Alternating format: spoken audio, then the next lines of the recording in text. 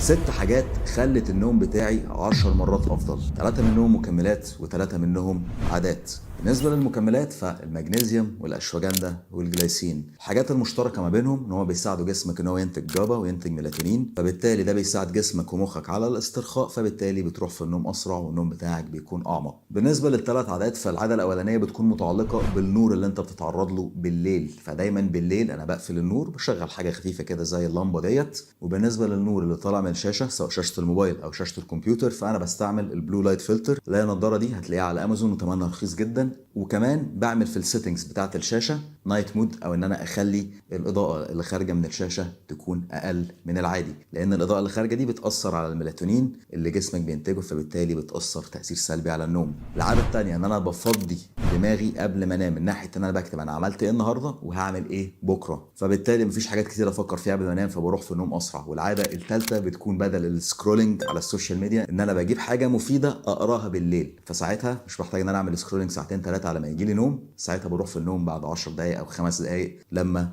بتكون بتقرا بدل ما تعمل سكرولينج على السوشيال ميديا. جرب الحاجات ديت وقول لي ايه رايك، ونشوفكم في الفيديو اللي بعده.